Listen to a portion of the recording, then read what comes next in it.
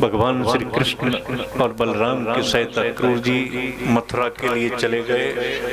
जमुना जी में स्नान के बहाने अक्रूर जी को भगवान ने अपना स्वरूप दर्शन कराया, उनके मोह की निवृत्ति हुई।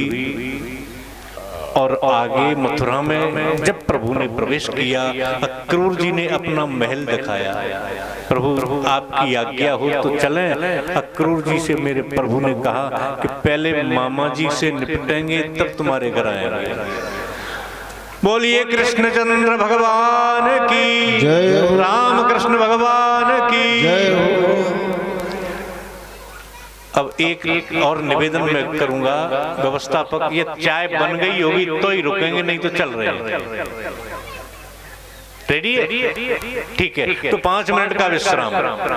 बोलिए भक्तवत्सल भगवान की जय।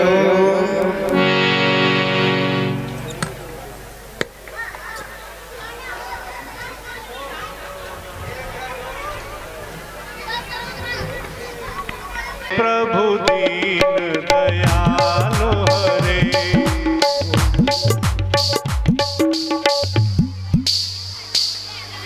हरे जय जय प्रभु दीन दयालो हरे।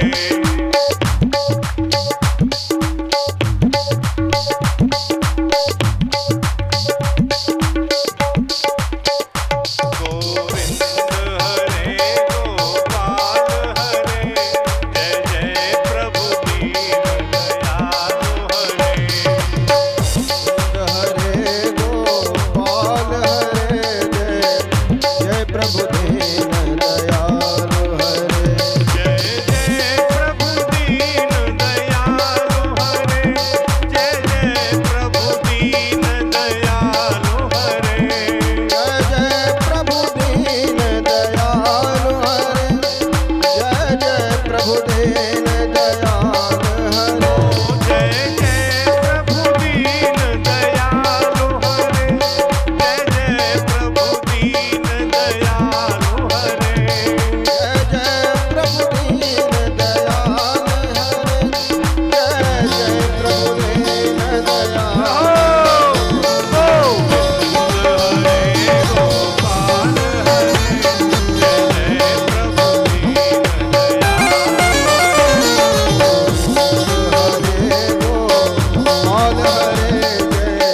जय प्रभु दीन दयालो हरे। गोविंद हरे गोपाल हरे, जय जय प्रभु दीन दयालो गोपाल हरे, जय प्रभु दीन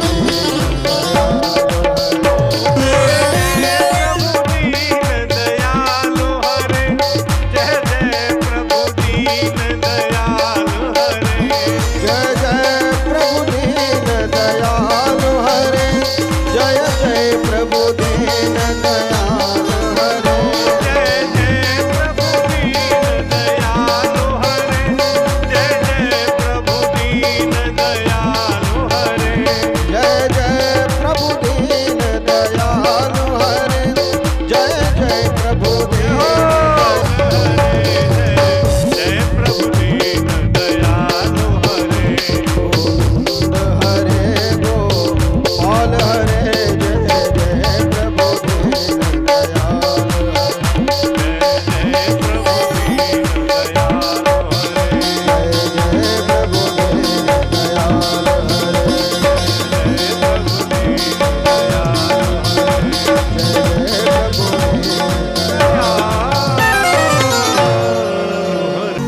कहूँ जगह मिल जाए बैठ जाए अपनी सुविधा से। ग्वाल वालों से मिले तो भगवान नंद बाबा से आज्ञा लेकर के कृष्ण बलराम के सहित ग्वाल वालों को लेकर के मथुरा में गए। अब थोड़ी स्पीड बढ़ा दे तुम कहूँ तो कम से बहुत साल है कि मरना पार जाओ। बोलो भक्तवत्सल भगवान की जय हो। मथुरा में जैसे ही मेरे प्रभु ने प्रवेश किया, मथुरा की नारियों ने, स्त्रियों ने, महिलाओं ने, वरांगनाओं ने मेरे प्रभु का स्वागत किया फूल वर्षा कर।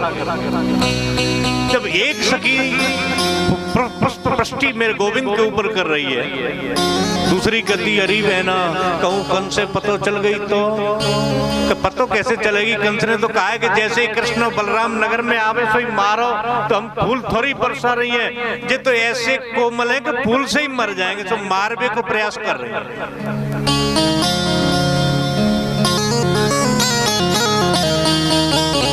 जैसे पुष्पवृष्टि देखी तो भगवान के संग नन्हे नन्हे सखा जा रहे थे, उनकी याचना पे, उनकी इच्छा को पूर्ण करने के लिए प्रभु ने एक धोबी को मार करके वस्त्र लिए,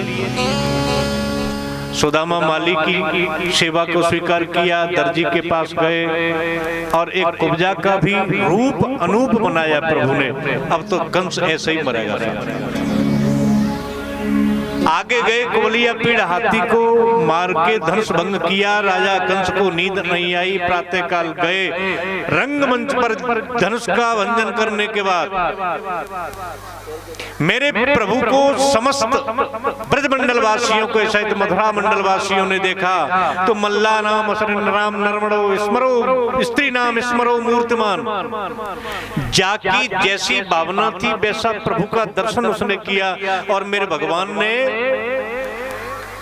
युद्ध में कुश्ती लड़ते समय चांडूर और मुश्रिक को मारा, सल और तौसल को मारा, और देखते देखते कंस जो बहुत ऊंचे आसन पर विराजमान था उस पर चढ़ गए। और जैसे ही कंस ने भगवान को आते हुए देखा, सो भागने का प्रयास किया, उसका मुकुट गिर गया, और मुकुट गिर गया तो भगवान ने उसके बाल पकड़ लिए, और जैसे ही नीचे धक्का दिया ऊंची स्थान से, तो भगवान कंस को लेकर के नीचे आए। नीचे कंस, ऊपर कन्हैया, घुटना भगवान का कंस की छाती पर पड़ा, वह रक्त बमन करते हुए और उसने अपने शरीर को छोड़ दिया। बोलिए कंस निकंदन भगवान की जय हो। सबसे पहले अपने पिताजी वसुदेव और माता देवकी के पास गए, उनको बंधनों से मुक्त किया, और उग्रसेन महाराज को पुनः राजा बनाया। नंद बाबा भगवान कृष्ण के विरह में रोते हुए बाल बालों को लेकर के ब्रजमंडल में लौट के आए। भगवान तब पढ़ने के लिए गए सांदीपनी आश्रम में जाकर के मेरे गोविंद ने सरहस्यम धनुर्वेदम धनवान न्याय पथांस तथा फीकीम विद्याम राजनीतिम चषट विदाम, ये विषय पढ़े उज्जैन में सांदीपनी महाराज के पास, और गुरुपत्र को लौटा करके गुरु दक्षिणा दी भगवान ने। और समुद्र से एक पंचजन्य राक्षस को मार करके पंचजन्य शंख भगवान को प्राप्त हुआ। लौट के आए, तब तक कंस की मरी हुई जो कंस के मरने के बाद उसकी जो विधवा हुई धर्मपत्नियां थी, अस्ति और प्राप्ति, जो जरासंध की पुत्री थी, मगध में गई, जरासंध से शिकायत की। जरासंध ने मथुरा पर एक बार नहीं 27 बार आक्रमण किया, और 28वीं बार वह जरासंध ब्राह्मणों को एक अनुष्ठान पे बैठा के आया। क्या किया ऐसे पता है? जितने भी ब्राह्मण थे मगध में सबको बुलाया और कहा कि मेरे लिए अनुष्ठान करो, मैं 27 बार हार चुका हूं कृष्ण से, और तुम बैठ के दक्षिणा लेते हो, कुछ काम धाम करते हो कि नहीं करते हो, ये पता चलेगा। मैं कृष्ण से युद्ध में जीत जाऊं, ऐसा कोई अनुष्ठान करो, तो जो तुम मांगोगे वो दक्षिणा दूंगा। लेकिन ध्यान रखना, यदि मैं हार गया तो आपको मृत्युदंड दूंगा। कछु जो नकली ब्राह्मण है वे घबराने लगे कि हम तो पहलम पहल धोती लगा के आए हैं, क्योंकि ब्राह्मणों के कुछ नकली लोग भी चले जाते जो ब्राह्मण होते ही नहीं है, कि हम वैसे ही मर गए अब जिनके संग।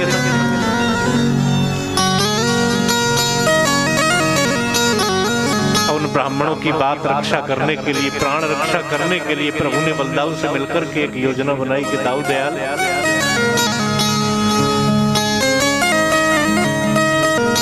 अब तो ब्राह्मणों के प्राण संकट में, तो क्या करें कि विश्वकर्मा से मिलके समुद्र के बीच में सोने की द्वारकापुरी बनाई। रात रात में समस्त मथुरा वासियों को द्वारका में प्रतिस्थापित किया। केवल कृष्ण और बलराम दोनों रह गए। उसी समय एक काल यवन और आया था, उसने भगवान से युद्ध किया और भगवान का एक नाम पड़ गया रणछोड़। क्यों? काल यवन के सामने से भगवान युद्ध को छोड़ करके भागे मथुरा से, और धौलपुर में आके मचकुंड में आके एक गुफा में प्रवेश कर गए भगवान। आप लोग हाथ उठा दो मचकुंड को। कौन कौन परिचित है मचकुंड से? हाथ उठा दो। जो मचकुंड के बारे में जानते हैं वो बता दो। नहीं है तो सुन लो। चलो 2 मिनट। ये सूर्यवंश के महान प्रतापी राजा थे। इन्होंने इंद्र से वरदान मांगा कि हमें मुक्ति दे दो। इंद्र दे नहीं पाए तो कहा कि हमें आराम करना है, तुम्हारे साथ हमने देवासुर संग्राम में सहयोग किया है, तो हमें सोने का वरदान दे दो, और जो कोई भी हमें जगाए हमारी दृष्टि पड़े तो खत्म हो जाए, भस्म हो जाए। तो ये काल यवन किसी से मरने वाला नहीं था, तो भगवान मथुरा से इसको बजा के लाए। कैसे लाए? जैसे ही काल यवन आया सामने, भगवान से कहा कि क्यों, कृष्ण कौन है यहाँ पर? भगवान बोले कि हमें सुना है कि बहुत बलवान हो। कि नहीं भैया, बलवान तो है पर इतने नहीं है जितने आप हो, लेकिन युद्ध करना है तो ठीक है, युद्ध तो कर लेंगे, हम इतने कायर नहीं है। तो कहाँ है सेना? भगवान बोले जब युद्ध का निर्णय हमारा तुम्हारा ही होना है तो सेना को क्यों मरवाते हो, हम तुम दोनों ही भिड़ लेते हैं। और दाऊ दयाल से भगवान बोले कि भैया अब मैं इसको युद्ध करूंगा नहीं, मैं भागूंगा, अपन भज ले, इसको मार नहीं सकते अपन। दाऊ भैया बोले कि हम क्षत्रिय, हम पीठ दिखा के नहीं भागेंगे। भागना है दाऊ, लीला तो करनी है। दाऊ ने कहा नहीं, चाहे हम मर जाएं लेकिन हम भागेंगे नहीं। तो भगवान बड़े चतुर हैं, बोले दाऊ दयाल तुम मुझे तो पकड़ सकते हो, मुझे पकड़ने के लिए भाग सकते हो कि नहीं? कि हाँ ऐसा कर लो। तो दोनों भाई खड़े हैं सामने काल यवन। भगवान कहते हैं कि हम तुम दोनों लड़ते हैं, सेना को क्यों मरवाएं? तो ठीक है, उसने तलवार निकाली हाथ में काल यवन ने, और जैसे ही उसने तलवार निकाली, हे भगवान, कन्हैया ने पनैया उतारी दो। अब तो जूती पहनते भगवान, और जैसे ही उसने तलवार निकाली म्यान से, और भगवान ने दोनों जूती, उसने तलवार ऐसे करी और भगवान ने दोनों जूते उठाए। वो भगवान की तरफ दौड़ा और भगवान ने पीतांबरी में जूती लपेटी, और जैसे ही वो नजदीक आया सोई भगवान बाजे। लड़ाई छोड़ के कहाँ चल रहा है ये युद्ध? मथुरा में। और भगवान किधर को भागे? अपनी और इधर मुरैना की ओर। मथुरा से किधर आ रहे हैं? मुरैना को। आगे आगे भगवान, पीछे दाऊ, और दाऊ के पीछे काल यवन। अब दाऊ तो समझ गए कि नौटंकी कर रहा है, और दाऊ दयाल को भी उसने नहीं पकड़ा। दाऊ जी तो रह गए पीछे। अब वो भगवान के पीछे पड़ गया, आगरे तक आ गया। तो कहाँ मथुरा से भाग रहे हैं, और आगरा आ गया। उसने समझा कि ये तो भाग गया, कायर है। क्यों बे, तू तो बड़ा अभी कहता था कि हम बड़े वीर हैं, हम कायर नहीं है। भग रहा है कि तू पकड़ ले, ये भी तो वीरता है सामर्थ्य, तो पकड़ के बता, और फिर युद्ध करेंगे। अब वो लौटने लगा तो भगवान रुक गए और हाँफने का नाटक करने लगे, और नजदीक हो गए उसके। उसने समझा कि अब झट से पकड़ लूंगा, और जैसे ही पकड़ने लगा से फिर भगवान भागे, और पीतांबरी को उसको करीब करते जाते, नजदीक ऐसा लगता है उसको कब पकड़ेंगे, तब पकड़े भगवान। धौलपुर पे आएगा, आए धौलपुर भगवान। और धौलपुर में उन्हीं मचकुंद महाराज की गुफाएं जहां पे सो रहे हैं, और वही में भगवान घुस गए। अपनी पीतांबरी ली और मचकुंद महाराज के ऊपर डाल दी। पीछे से काल यवन आया, कहने लगा कि अब कहां जाएगा तू?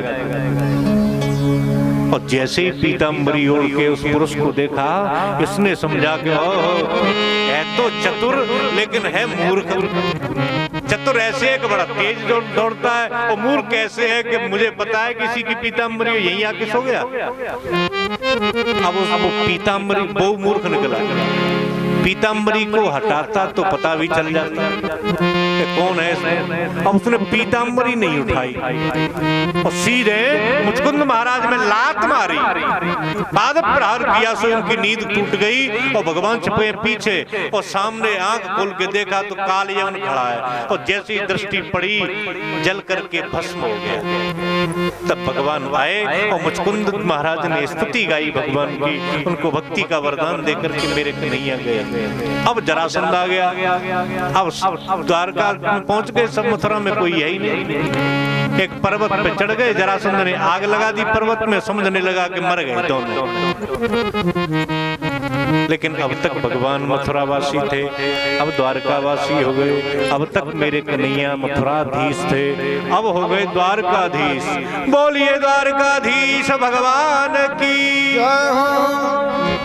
दाऊ दयाल का विवाह रेवत महाराज की कन्या रेवती के साथ हो गया। देखो कितनी बड़ी जल्दी विवाह हो गया। अब लाला का भी विवाह होना है। राजा शीत भीष्म को नाम विदर्भाधिपतिर्महान् तस्या पंचा भवन पुत्रा कन्यैका च वरानना। एक भीष्मक नाम के राजा थे, विदर्भ देश के राजा थे। उनके 5 बेटा थे और एक अति सुंदर कन्या थी। भीष्मक महाराज के सबसे बेटे का नाम था रुक्मी और उनकी जो सुंदर बेटी थी उनका नाम था रुक्मिणी। ये इनका बेटा रुक्मी था, इनकी मित्रता थी शिशुपाल से। शिशुपाल कौन है? अर्जुन की बुआ का लड़का। ध्यान देना, शिशुपाल कौन है? अर्जुन की बुआ का लड़का और भगवान की खास बुआ का लड़का। और ये शिशुपाल जरासंध का अति घनिष्ठ मित्र है। जरासंध इसको पुत्रवत रखता है शिशुपाल को, और शिशुपाल से जन्मजात बैर है भगवान श्री कृष्ण का। ध्यान देना, कथा की भूमिका ये। शिशुपाल का बैर भगवान श्री कृष्ण से और जरासंध का बैर भगवान श्री कृष्ण से। ये दोनों बैरी हैं भगवान के। अब रुक्मी इनका मित्र होने के कारण ये भी भगवान से बैर करने लगा। कालांतर में पता चल गया कि मरे नहीं है वो, तो द्वारका में पहुंच गए तो दुख हुआ जरासंध को। रुक्मी के माता पिता ने सोचा कि हम अपनी कन्या के लिए सुयोग्य वर ढूंढें, तो इस समय धरती पर हमारी बेटी के लिए यदि कोई वर है तो वो केवल और केवल श्री कृष्ण है। लेकिन जरासंध और शिशुपाल की मित्रता के कारण कृष्ण का विरोध करता है। रुक्मी कहे नहीं नहीं, कृष्ण से विवाह मैं अपनी बहन का नहीं करूंगा, मना कर दिया। तो पिता ने कहा कि बेटा जबरदस्ती शिशुपाल के साथ विवाह मत करे इसका, मेरी कन्या बहुत सुशील है, संकोची है। तो एक काम करके, क्या पिताजी, कि स्वयंवर कर दे, मेरी बेटी को जो अच्छा लगेगा वो वर चयन कर लेगी। स्वयंवर का नाटक कर रहा है और शिशुपाल से कह दिया कि तुम तो बारात ले आओ। लाला ने थोड़ी सी ईगो कम कर दी, गेन बढ़ा दी, तुम तो बारात ले आओ। ठीक है, वॉल्यूम। और चोरी छुपे शिशुपाल बारात लेके आ गया। ब्याह को पूरा सामान सट्टो ले आओ, चढ़ाई को सामान, चौक को सामान, बामन को सामान, पूरा सामान पूरी हाट करके ले आया बेचारा। अब रुक्मिणी मैया को बहुत क्लेश, मैं क्या करूं, मैं मर जाऊंगी लेकिन शिशुपाल से विवाह मैं नहीं करूंगी। अरे क्या करें, दूल्हा बन के आया शिशुपाल, मोहर रख के भी आ गया। अब मैया को और दुख हुआ, मरने को तैयार होती है तो रुक्मी की धर्मपत्नी कहती है कि बेटी रुक्मिणी, तुम कृष्ण से प्रेम करती हो, बुला लो ना कृष्ण को। कैसे बुलाऊं, पत्र लिख दो। तो माता रुक्मिणी ने भगवान श्री कृष्ण को पत्र लिखा, एक चिट्ठी, और चिट्ठी लिखी और एक ब्राह्मण को बुलाया, अत्यंत दीनहीन ब्राह्मण, कि हे पंडित जी द्वारका जाओ और इस पत्र को ले जाकर के श्री कृष्ण को ही देना, ये उनका व्यक्तिगत पत्र है, पर्सनल लेटर है। पंडित जी गए द्वारका में, और जैसे ही द्वारका पहुंचे मेरे कन्हैया भोग लगा रहे थे, भोजन पा रहे थे। द्वारपाल से कहा कि मैं द्वारकाधीश से मिलना चाहता हूँ, अति आवश्यक पत्र लेके आया हूँ। द्वारपाल अंदर गया, प्रभु से कहा कि कोई ब्राह्मण आया है, आज्ञा हो तो भेज दें। प्रभु ने कहा कि ब्राह्मण को आज्ञा लेने की आवश्यकता नहीं, सीधे भेज दो। पंडित जी को खड़े होकर के सम्मानित किया मेरे गोविंद ने, अपने आसन पर बैठाला और कहा कि हे पंडित जी क्या आदेश है मेरे लिए। तो पंडित जी ने पत्र निकाल करके केशव को दिया कि लो ये पढ़ लो। तो पढ़ के सुनाओ पंडित जी कि नहीं नहीं आपका व्यक्तिगत पत्र है ये। तो जैसे ही उस चिट्ठी को खोला तो माता रुक्मिणी लिखती हैं, बहुत सुंदर बात लिखी। श्रुत्वा गुणा भुवन सुंदर शृण्वतान्ते निर्विश्य कर्ण विवरैः हरतोऽङ्गतापम् रूपं दृशां दृश्यमताम् अखिलार्थलाभम् त्वय्यच्युता विशति चित्रम पत्रपम मे त्वय्यच्युता विशति चित्रम पत्रपम मे। मैया कहती है पत्र में लिखती हुई कि हे केशव, हे गोविंद, हे माधव, हे दामोदर, श्रुत्वा, तो आप प्रत्यय लगा हुआ है श्रु धातु में। प्रभु मैंने आपको देखा तो नहीं है, लेकिन सुनकर के मैंने आपको जान लिया, मैंने आपके बारे में बहुत सुना है। मानो भगवान पूछते हैं रुक्मिणी तुमने हमारे बारे में क्या सुना है? कि मैंने एक बात सुनी है, श्रुत्वा गुणा, आप महत् गुणों के उपासक हैं गोविंद, ऐसा कोई गुण नहीं है जो तुम्हारे अंदर नहीं हो। और क्या है कि भुवन सुंदर शृण्वतान्ते, आप बहुत सुंदर हैं। क्या कहें कि त्रिलोकी में आपसे ज्यादा कोई सुंदर ही नहीं है। मैंने देखा नहीं, केवल सुनकर के आपकी सुंदरता के बारे में जाना है।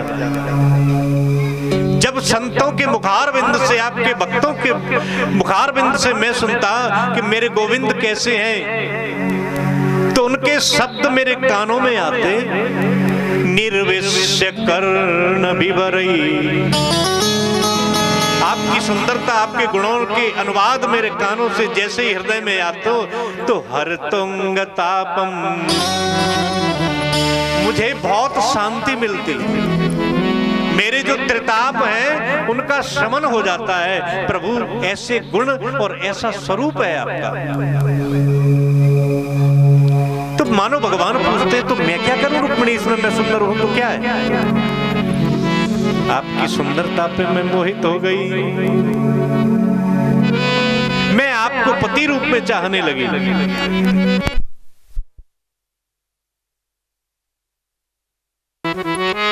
श्रुत्वा गुणान् भुवन सुंदर शृण्वतान्ते निर्विश्य कर्ण विवरैः हरतोऽङ्गतापम् रूपं दृशां दृश्यमताम् अखिलार्थराभम् त्वय्यच्युता विशति चित्रम पत्रपम्।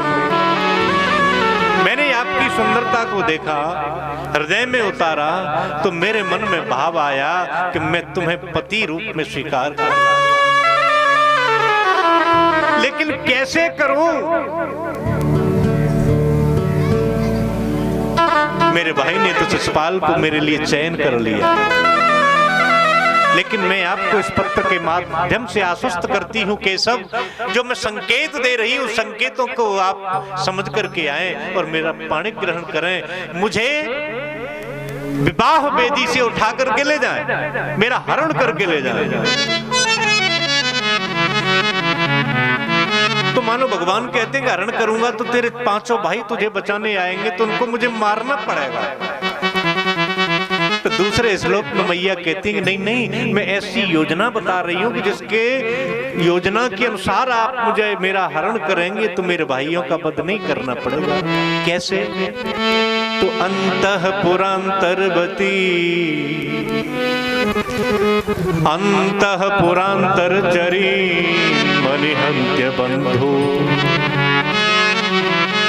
मैं महलों में इस समय हूं और जैसे तुम महलों में आओगे तो आपके साथ युद्ध होगा, लेकिन महलों में नहीं आना आपको। पूर्वे दुरस्ति कुलदेवी पूजा यस्यार बहिर्नववधू गिरिजाम उपेया। हमारे वंश की एक परंपरा है केशव कि हमारे कुल में जो नववधू बनती है, माने या तो कन्या बहू बन के ससुराल जाए या हमारे घर में किसी की बेटी कुलवधू बन करके हमारे यहाँ आए, तो वे दोनों ही हमारे नगर से बाहर कुलदेवी यात्रा, हमारी एक कुलदेवी अर्थात माता गौरी हैं, उनकी पूजा करने के लिए जाती हैं। तो जब मैं नगर के बाहर अपनी देवी की पूजा के लिए जाऊं तो आप आ जाना और मेरा हरण कर लेना, वहां मेरे भाई नहीं होंगे, तो आपको युद्ध नहीं करना पड़ेगा, मेरे भाइयों को मारना नहीं पड़ेगा। और हाँ श्याम सुंदर, एक ध्यान में रखना बात, काले नृसिंह तुम यदि नहीं आए तो तुम नरों में श्रेष्ठ हो और नरश्रेष्ठ सिंह के समान तुम्हारा जो भाग मैं मन से बन चुकी हूँ, सिंह का हिस्सा मैं बन चुकी हूँ, उसको शिशुपाल जैसा एक गीदड़ ले जाएगा और ये आपके माथे पर एक कलंक लग जाएगा। लेकिन ये भी समझ लेना गोविंद, गीदड़ ले जरूर जाएगा लेकिन मुझे नहीं ले जा पाएगा, मेरे मृत शरीर को ले जाएगा, मैं मर जाऊंगी। भगवान ने चिट्ठी की घड़ी करी और जल्दी से तैयार हुए। पंडित जी बोले कि महाराज मेरे लिए आज्ञा कि चलो। रथ तैयार किया और भगवान जाने लगे। सामने से दाऊ दयाल आए, क्यों रे लाला कहाँ जा रहे हो? बस यहीं जा रहे हैं। अब भैया से कहा कि अरे तो कहूँ जा रहे हो? दाऊ हम यहीं जा रहे हैं। पंडित जी बोले कुंडनपुर जा रहे हैं। और दाऊ दयाल को ये पता लग गया कि कुंडनपुर में स्वयंवर हो रहा है और स्वयंवर के धोखे से रुक्मी अपनी बहन का विवाह शिशुपाल से करेगा। दाऊ दयाल समझ गए कि सब दुश्मन इकट्ठे आ रहे हैं और मेरा लाला अकेला ही जा रहा है। हाँ लाला जाओ जाओ, लाला जाओ। कन्हैया को अकेला भेज दिया और नारायणी सेना को दाऊ दयाल ने तैयार किया और पीछे से चले गए। मेरे केशव वहां पहुंच गए। रुक्मिणी मैया ने ब्राह्मण को बहुत आशीर्वाद दिए और अब माता गिरजा को पूजने के लिए आ रही है। अब पता लग गया कृष्ण भगवान के आने का, तो रुक्मी ने बहुत पहरा लगा दिया कि आ नहीं जाए, कृष्ण आ गया है, कुछ न कुछ उत्पात करेगा।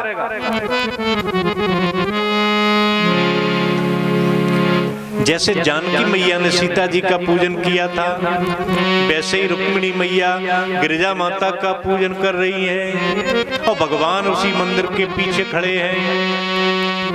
पूजन करते समय जब परिक्रमा कर रही है मैया, तो झरोके से भगवान दिख गए और जैसे ही भगवान दिखे तो मैया ने भगवान की उस मोहिनी मूर्त को, सामली सूरत को अपने हृदय में धारण कर लिया, जैसे सीता मैया ने किया था। लोचन मग राम ही उरयानी, लोचन मग राम ही उरयानी, दीनेहु पलक कपाट सयानी, दीनेहु पलक कपाट सयानी, लोचन मग राम ही उरयानी, दीने पलक कपाट सयानी, लोचन मग राम ही उरयानी, दीनेहु पलक कपाट सयानी, लोचन मग राम ही उरयानी।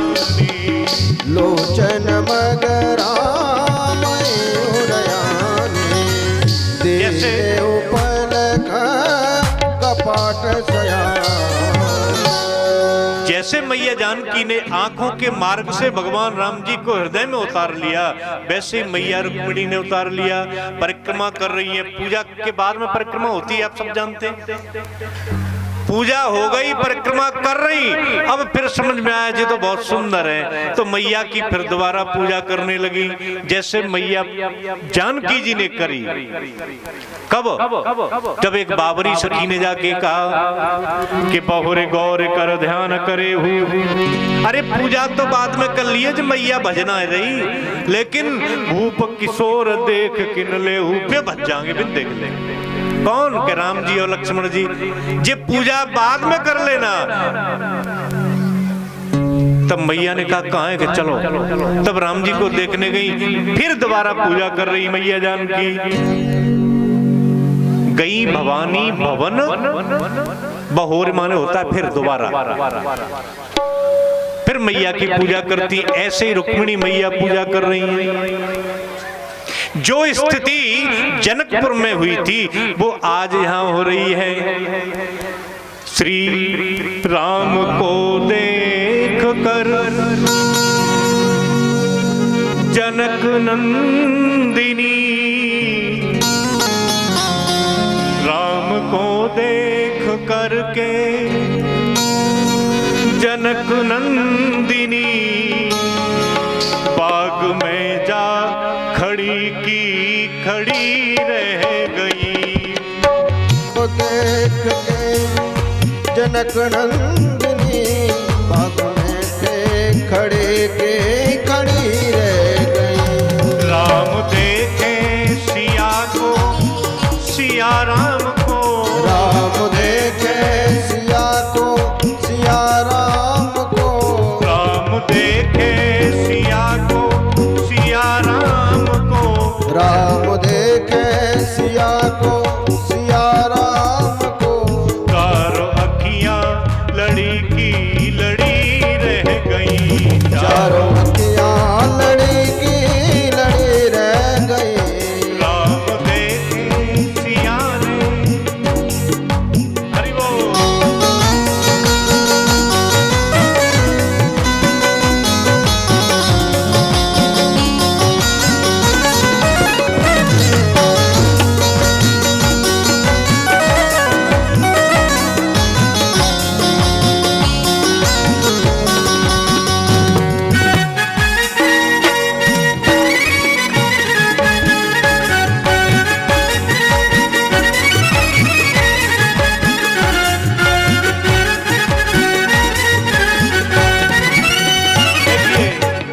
एक सखी कहती है राम जी के विवाह की बातें।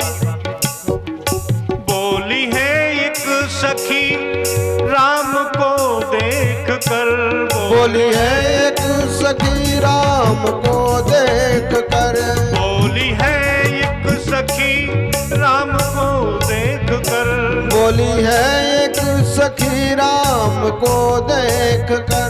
रच दिए हैं विधाता ये जोड़ी सुघर, रच दिए हैं विधाता ये जोड़ी सुघर। सखी कहती है कि ब्रह्मा जी ने कैसी जोड़ी बनाई है सीता जी की और राम जी की, लेकिन एक समस्या है। क्या?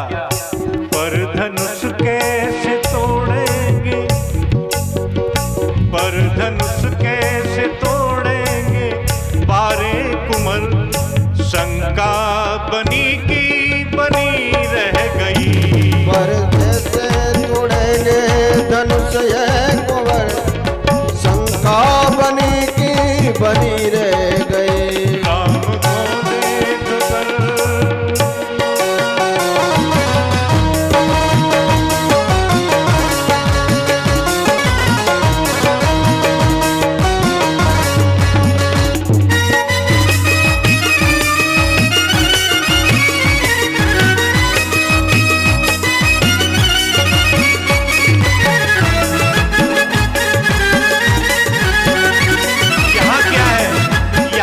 क्या कहती है? बोली है एक सखी कृष्ण को देख कर, बोली है एक सखी कृष्ण को देख कर, बोली है एक सखी कृष्ण को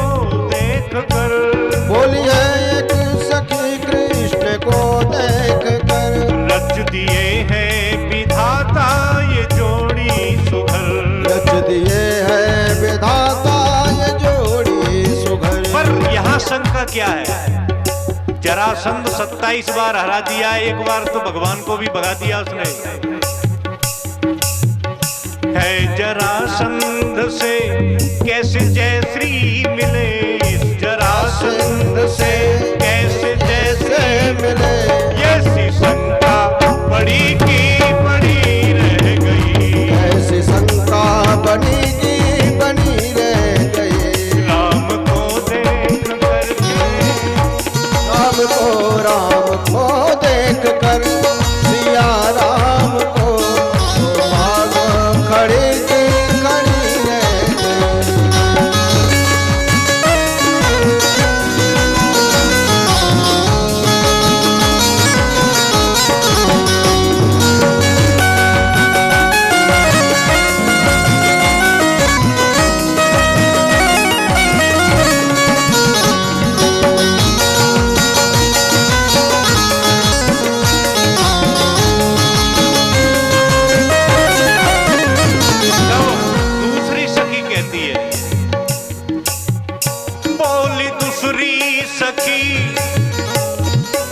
पहली ने जो कहा था कि शंका है जरासंध को कैसे मारेंगे, वो पहली राम जी से क्या कहती है, धनुष को कैसे तोड़ेंगे।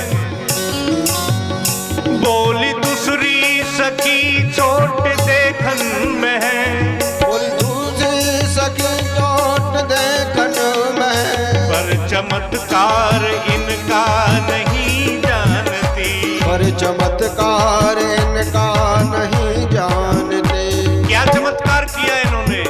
तो राम जी के बारे में सखी जनकपुर की कहती है, एक ही बाण में कौन सी राक्षस की मारी, एक ही बाण में ताड़का राक्षसी, एक ही बाण में ताड़का राक्षसी, उठ सकीना पड़ी की पड़ी रह गई, उठ सकीना पड़ी की पड़ी रह गई। और कुंडलपुर की सखी क्या कहती दूसरी, बोली दूसरी सखी कोमल देखन में है, बोली दूसरी सखी कोमल देखन में, पर चमत्कार इनका नहीं जानती, पर चमत्कार इनका नहीं जानती। इन्होंने क्या चमत्कार किया है?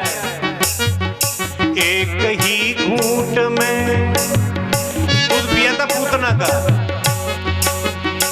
एक ही घूंट में पूतना राक्षसी, एक ही घूंट में पूतना राक्षसी। क्या हुआ? उठ सकीना धरी की धरी रह गई, सकीना धरी की धरी रह गई। राम देखे सिया को सिया राम को, राम देखे सिया को सिया राम को, ऐसी महिमा बड़ी की बड़ी रह गई, ऐसी महिमा बनी की बनी रह गई। बोलिए युगल सरकार की जय हो। मैया बार बार गिरिजा माता के चरणों में निवेदन करती हैं और भगवान देख रहे हैं कि माता पूजा कर रही हैं। कैसे कि भगवान हृदय में बैठे हैं। सखी ने कहा, अरे रुक्मिणी पूजा कर गिरिजा माता की, तो कहा करें पूजा में जल ले। जल लिया और मैया के चरणों में डाला। तब तक हृदय में बैठे भगवान की स्मृति आ गई। ऐसे सीता माता ने किया, जानकी जी ने स्मृति आई, सोई खो गई मैया। हृदय में बैठे हुए परमात्मा को निहार रही हैं। सखी बोली, अब मैया को रोरी लगाओ, अब मैया को ध्यान पहुंच गो हृदय में। सखी कहती है कि गिरिजा मैया को रोरी लगाओ। तो चंदन कहाँ लगा रही है? हृदय में। सखी हंसने लगी और कहती है, अब चावल चढ़ाओ। तो चावल चढ़ा रही है हृदय में। चंदन था सो चावल चिपक गए। अब फूल माला दई हाथ में। सखी बोली, अरे रुक्मिणी ये फूल माला चढ़ाओ। ऐसी जानकी मैया ने ली माला, सखी ने दी कि अब मैया को माला पहनाओ। तो पूजा कहाँ हो रही है? हृदय में। अब चावल चिपक गए। चंदन चिपक गया छाती में, अब माला काहे रुके। और जैसे ही मैया जानकी ने और रुक्मिणी माता ने डाला हार गले में भगवान के, सो भी माला खिसक गई, नीचे गिर गई। मैया प्रसन्न हो गई और तुलसी बाबा ने लिख दिया, विनय प्रेम बस भइए भवानी, विनय प्रेम बस भइए भवानी, मूरत मुस्कानी, हसिय माल मूरत मुस्कानी। जैसे वो माला किसकी मैया प्रसन्न हुई और मन जाहिरा चो मिलहि दे बरसे जसुंदर श्याम, वही वरदान माता गिरजा ने रुक्मिणी को दिया। परमात्मा आए और सैनिकों की दीवार लगी है, जैसे ही अंदर आए भगवान, सैनिकों ने रोका, है कौन है? सही भगवान हंस गए। और जैसे ही भगवान हंसे तो भगवान की हंसी में काहे पता तुम्हें? माया हास, माया में फंस गए। और जैसे ही अंदर पहुंचे, मैया रुक्मिणी के गले में डाला, माला डाली और हाथ पकड़ के बाहर लाए। अब तो जल्दी ले जान दो तो बढ़िया, क्योंकि एक तो ब्याह नाम है। सैनिक कह रहे हैं कि देखो कैसी सुंदर जोड़ी है। स्थिति क्या हुई कि सीय रंग भूमि जब सीय पग उधारी, देख रूप मोहे।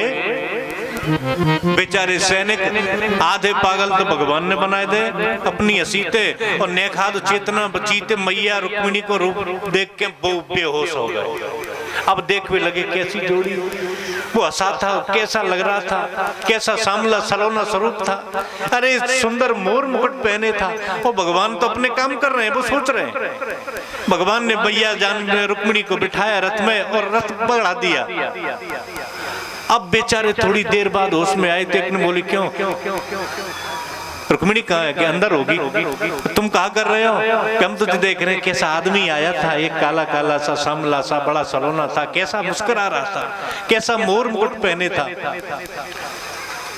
रुक्मिणी तो उनके साथ बहुत सुंदर लग रही थी। अरे भैया वो सब तो ठीक है, लेकिन हमारी ड्यूटी है, रुक्मिणी कहाँ है? अंदर होंगी देख ले। और जैसे ही अंदर गए तो अरे रुक्मिणी नहीं है। उसी हल्ला भयो, रुक्मिणी नहीं है, रुक्मिणी कहाँ गई? फिर एक ने कही कि मुझे पता है कि कहाँ है, कि बता दूं कहाँ, कि वो तो ले गया। अब हल्ला भयो, ले गयो ले गयो ले गयो। अब ईमानदारी से बताइयो, कछु भयो ते तो भयो, पर आदमी ते का बीती होगी ते सब सामान सट्टो धर के लाए है। सही बताइयो, ते मोहर धर के आए, बारात लेके आए, बामन ने कोई सामान लाए बेचाओ है। बाद जगह पे को तुम होते तो सही बताओ कैसी बीतती। अब ताकि ते ही जान। बोलो रुक्मिणी हरण भगवान की जय हो। श्याम चंदा है श्यामा चकोरी, बड़ी सुंदर है दोनों की जोड़ी। श्याम चंदा है श्यामा चकोरी, बड़े सुंदर है दोनों की जोड़ी। चकोरी बड़े सुंदर है दोनों की जोड़ी। श्याम चंदा है श्यामा चकोरी,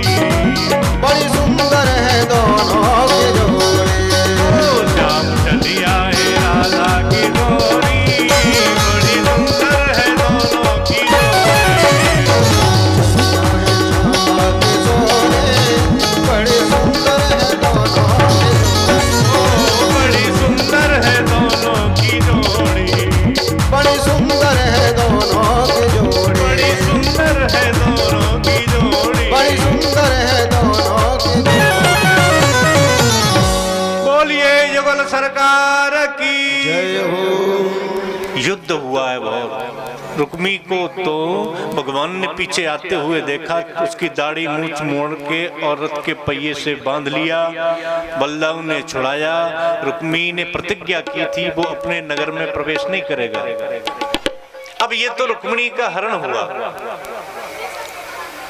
लेकिन उधर जरासंध शिशुपाल को समझा रहा है। देखो, शिशुपाल ने कहा कि अब तो महाराज हमको मरना पड़ेगा। कि क्यों? अच्छा, क्यों पूछ रहे हो? शादी की पूरी तैयारी करके आए और दुल्हन को ले गया कोई और। नारद जी की स्थिति हुई, जो नारद जी की हुई थी ना, दुल्हन ले गए लक्ष्मी निवासा।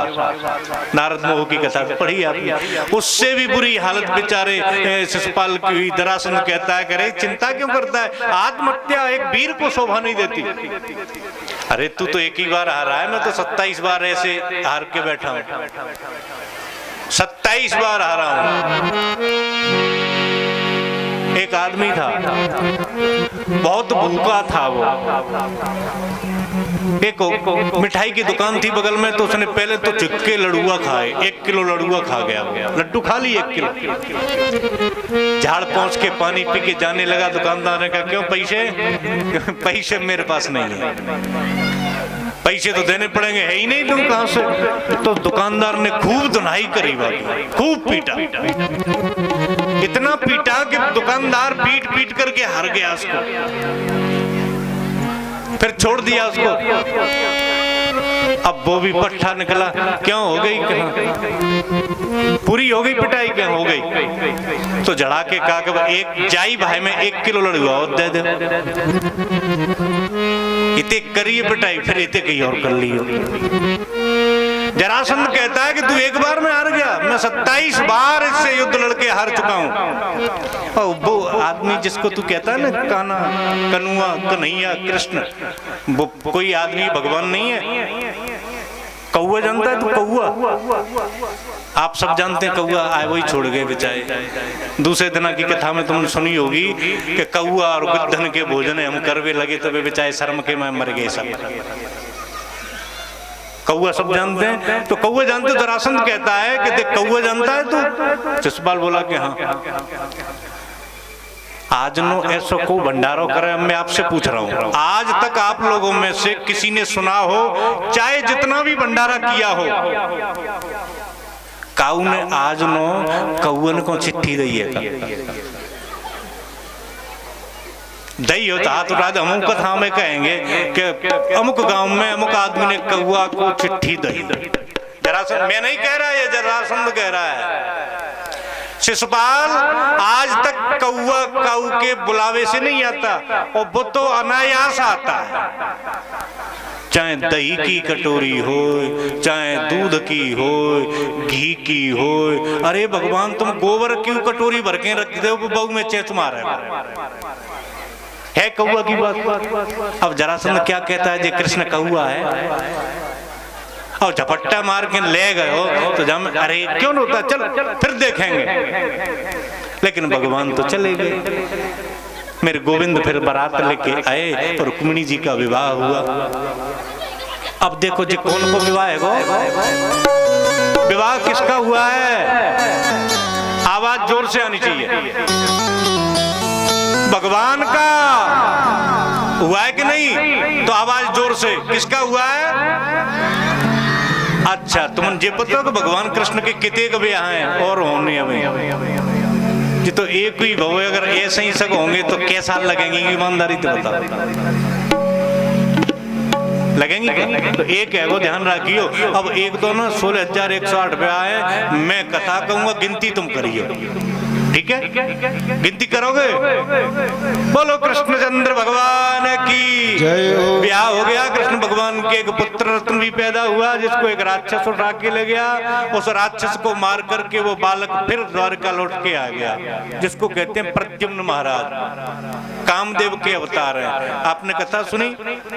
रासलीला में जो वरदान दिया था उसको, शंकर भगवान ने जब कामदेव को जला दिया था तो रति को वरदान दिया था कि कृष्ण तनय होइए सुत तोरा। वही प्रद्युम्न आ गए जब सम्रासुर को मार के। इतने दिनों में प्रद्युम्न सम्रासुर को मार करके आए, उतने दिनों में 16,107 विवाह और हो गए। पहला विवाह रुक्मिणी मैया के साथ हुआ, दूसरा हुआ जाम्बवती के साथ, तीसरा सत्यभामा के साथ, कालिंदी, सत्या, भद्रा, लक्ष्मणा और मित्रवृंदा, ये 8 विवाह और हुए। भौमासुर नाम का एक राजा था, उसको मार करके, बड़ा विचित्र जीव था ये भौमासुर। इसने ऐसी ऐसी प्रतिज्ञा करते हैं लोग, देखो कैसे दुष्ट होते हैं। उसने प्रतिज्ञा की कि मैं 21,000 कन्याओं को और ऐसी वैसी कन्याएं नहीं छांट के लाऊंगा जो सर्वगुण संपन्न होंगी। एक साथ एक ही समय में एक ही मंडप के नीचे विवाह करूंगा। तो 16,000 हो गई, 100, 16,100, 21 नहीं हो पाई, तो भगवान ने उसको मार के उन कन्याओं को मुक्त कर दिया और कहा कि आप लोग जाओ अपने घर। तो वो कन्या दुखी होकर के कहने लगी, प्रभु हमें अब घर वाले थोड़ी रखेंगे, हम बंदी गृह में रह ली, आपकी जेल में रह ली, अब घर वाले स्वीकार नहीं करेंगे तो शादी कर लो, कि हमसे विवाह कौन करेगा। ईमानदारी से यही बात है ना, जो किसी के बंदी गृह में रहली कन्या, उनके साथ उनको कौन स्वीकार करेगा।